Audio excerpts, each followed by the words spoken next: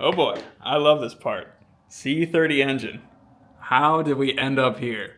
How's it going, guys? Welcome back to Crafting Cars. Thanks for joining us for part 7 of the Hurricane NSX build. In part 6, our goal for that video was to do a compression test on this motor, but after doing a snake camera inspection inside each of the cylinders, we found a bunch of salt water, sludge, and mineral deposits. Oh no! Oh man!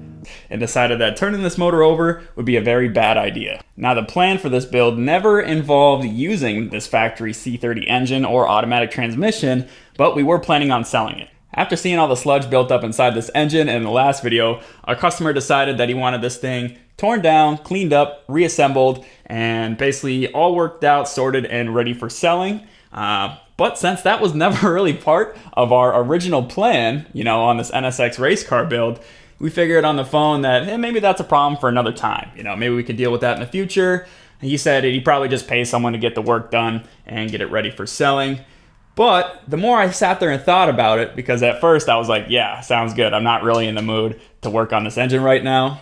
The more I thought about it, the more I was like, well, with that salt water and sludge sitting inside the engine, the longer we wait, the higher the chance of the cylinder walls needing probably an overbore. Where if I get this stuff out right now, there might only be like a little bit of flash rust.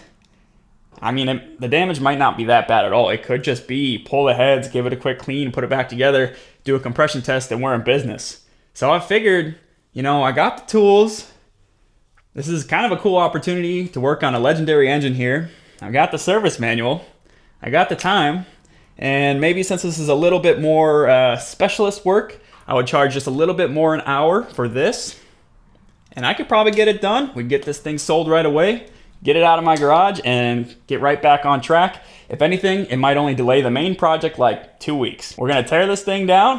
We're gonna get it cleaned up because I plan on pulling off the heads, separating the engine from the automatic transmission. And yeah, we're gonna take a real good look at this thing, way deeper than we did in the last video. Now, I am working on the clock here, and I want to get this done as soon as possible. So I've got everything laid out for the most efficient, basically, use of my time. I got all my tools. I got my borescope there. We got our super clean, everything I need. I also picked up some new label maker tape, and I borrowed my label maker from work. And we got ourselves a new bolt and nut organizer just for this project. So I'm very excited. That's going to help out a ton. Gonna lay everything nice and neat out on the table. I'm about to go at it for like 3 hours straight, so I'll set you guys up on a time lapse. Once we get some key components taken off, I'll catch up with you guys and we'll go over our findings.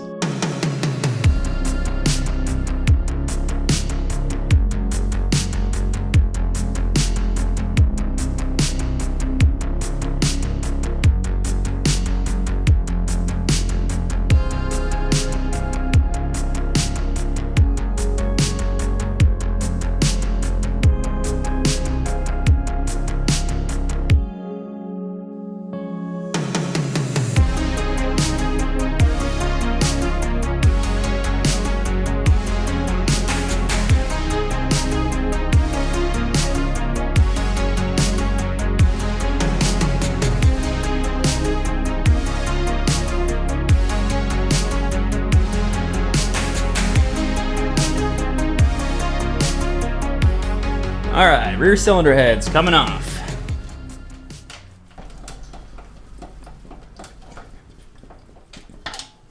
There we go.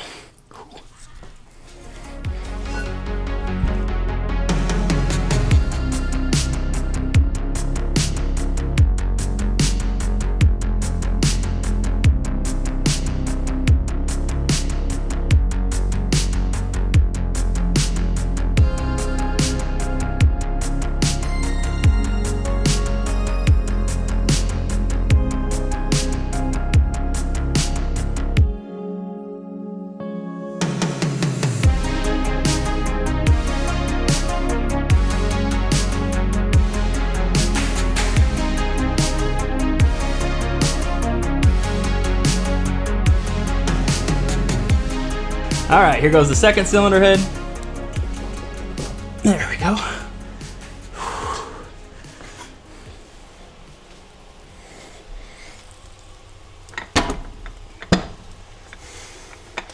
All right, we're 5 hours into the job, and so far disassembly has gone incredibly smooth. There was only one little hiccup, that was the crank pulley bolt, but that's classic on all these old Hondas, you can kind of expect that. But I was surprised, even the M18 brushless Impact couldn't get it broken loose. We had to run to the parts store, get a higher quality breaker bar, with one breaker bar pinned against the ground, using the Honda crank pulley adapter tool, and another one with a 3-foot extension and Lauren holding the engine down, we were finally able to crack it loose, and man did that feel good. Speaking of feel good, while I was taking this thing apart, it went incredibly smooth like I was saying. It felt so familiar. I only had to open up the service manual once, and that was for finding the loosening sequence for the head studs. But yeah, it's kind of cool because I had lots of feelings of nostalgia and deja vu because things like this intake manifold were exactly the same as the intake manifold on the Acura Legend, which we did the head gaskets on. And then you got these little guys, which are just 3-cylinder versions of the B16 cylinder head. They are literally identical with 2 VTEC solenoids as well. And all our common wear surfaces look really good. So you see these cams here, they look great. All the little surfaces that the cams ride on look fantastic. Same with both sides. And all the ports inside the intake manifold look good. Of course, we're gonna bust out the borescope and do a little bit deeper inspection on all that stuff. One unusual thing I noticed is I think one of these cylinder heads has been swapped in the past. One of the plastic timing covers was missing a bolt and one little seal on it. This cylinder head and this cylinder head are different colors. This looks like a cylinder head out of a 40,000 mile engine. This looks like a cylinder head out of a 200,000 mile engine. It's got that classic kind of dirty oil staining. It's that gold color. Same with like the rocker covers and everything. So maybe this had a cylinder head swapped in the past. I just don't know why, since it was such a low mileage engine. However, both of them look really good, so I'm not really worried about it. Here's that schmutz in the cylinders that we inspected on episode 6. You can see it over here as well. Now, unfortunately, when I was getting that bolt loosened up, it did rotate the engine a little bit, but luckily the cylinders with the stuff in them were on their way down, so it didn't scrape anything on the way up. And at least now we know that it can rotate. The portion of the head that corresponds with that cylinder has some buildup on it too. It's not terrible. We should be able to clean it off. And then this cylinder head looks really good. Let's get this stuff vacuumed out and we'll cross our fingers that the rust is not too bad.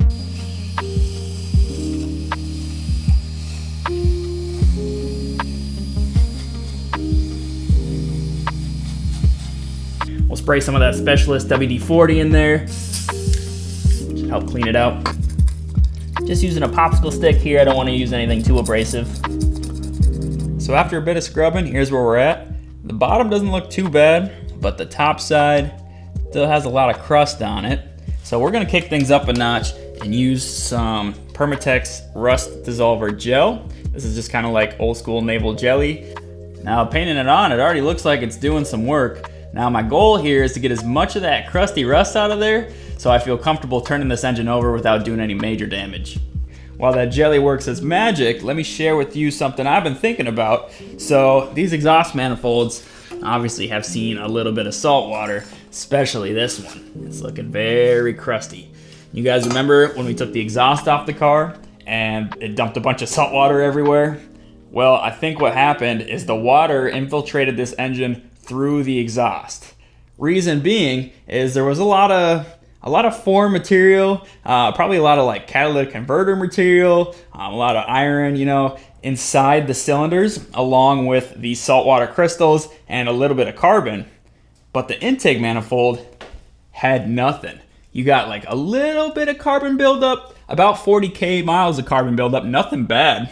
So what I'm thinking and what it really looks like is, yeah, the water came up from the exhaust and it got into 2 of the cylinders through open exhaust valves. So that cylinder and that cylinder must have had their exhaust valves open. This one more than this one, obviously, since that one had a lot more shit in it. I did a couple more layers and a little bit more scrubbing with that popsicle stick. Check that out. That is 100 times better. Now let's take a look at this back one. I think this one cleaned up even better. That is insane. The best thing about how this rust cleaned up is now I feel safe to turn this engine over.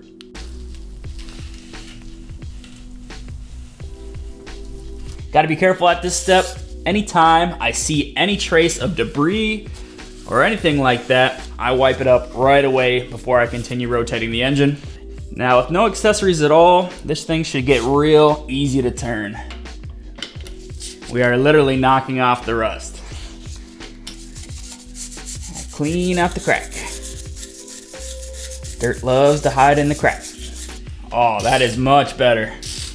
And it sounds healthy, it sounds airtight. If you guys have ever cranked an engine over like this without a cylinder head on, with some nice clean pistons, you know exactly how this sounds. There's something satisfying about that. There we go. That is what it's all about right there.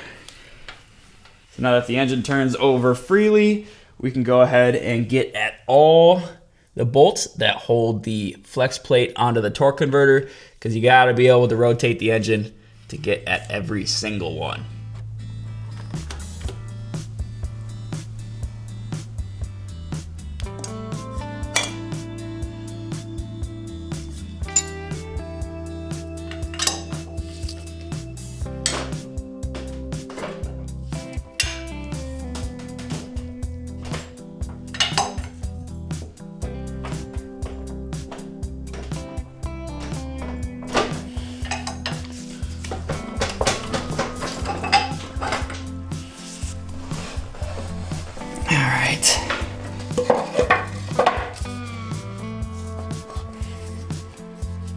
Whew.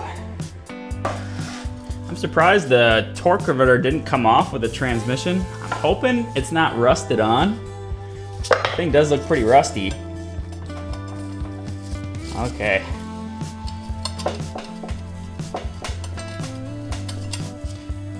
Alright, doesn't seem too bad.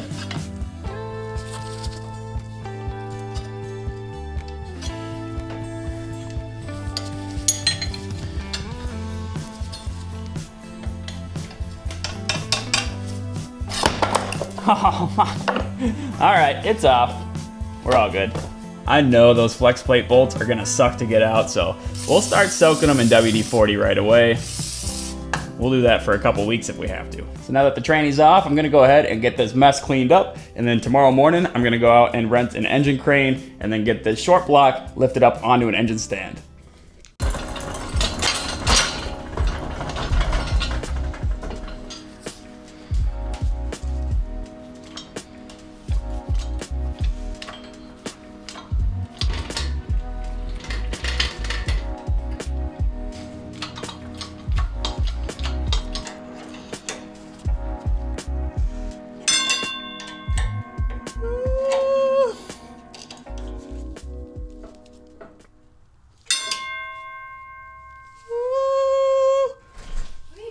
You autistic.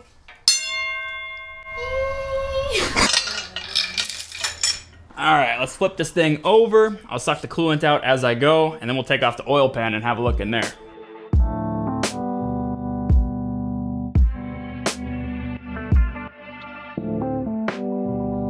Now the customer wants to keep AC on this car, and I know these lines here connect right up to the factory AC lines on the chassis, so we're gonna be keeping these.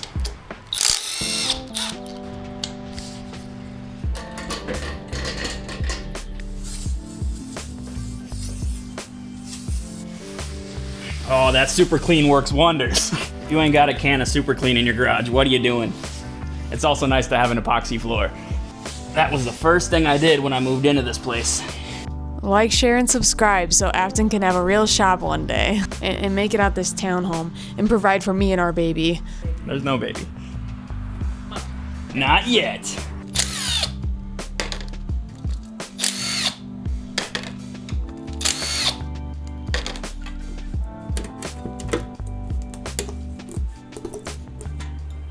All right. So I probably should take off at least one of the rod caps just to be sure that the bearings look okay.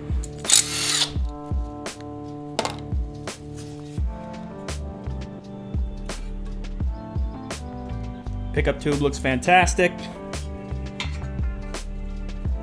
Windage tray looks amazing. A little bit of grime in here. Nothing bad. Yeah, I should be able to get that rod cap off. You guys see how nice it's looking in here? I know if there's any OG subscribers watching, they're probably pretty excited to be watching me tear down an engine again.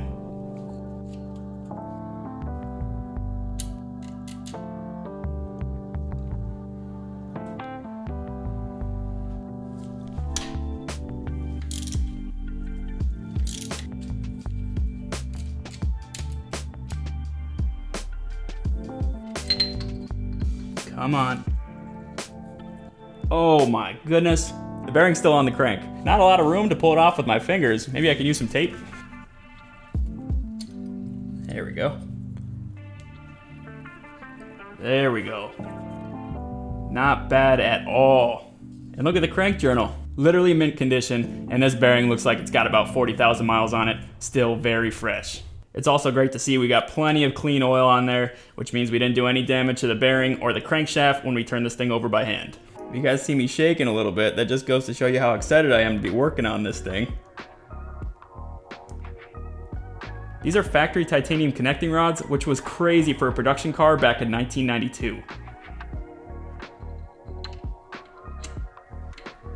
Let's see, connecting rod, cap nut, 14 foot-pounds.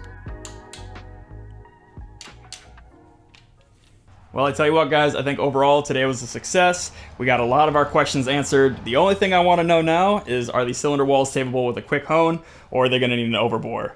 Factory manual states that these can be anywhere from 90 to 90.02 millimeters. You can't exceed 90.07 millimeters. So if you do have to overbore, then you got to go to 90.5, 91, or you can go like 92, 93, 94 if it's really bad. At the end of the day, even if the cylinder walls end up being toast, I'm very happy with our findings. I mean, everything on the top end is good to go. Some timing components obviously have flash rust, so those would probably be a good idea to replace unless you want those bearings to go bad in the future. But we know that the crankshaft looks great. I'm sure the main bearings are all good since the rod bearings look fantastic. Science of Speed, if you're watching, we got a lot of good parts here. And we got to borescope that automatic transmission soon, but I took a quick look inside of it and it looks pretty dang good. And even the small things like fuel injectors, VTEC solenoids, EGR system, all that stuff is very valuable. When it comes to selling used parts, I cannot have a clear head unless I know for sure that they're in excellent condition or I'm honest about the condition of the parts. Because the last thing I want is to have something sold and then in the future have somebody come back to me and like, hey, these cam journals are wiped, or hey, these rod bearings are shot, or hey, these cylinder walls are rusty as hell, you know?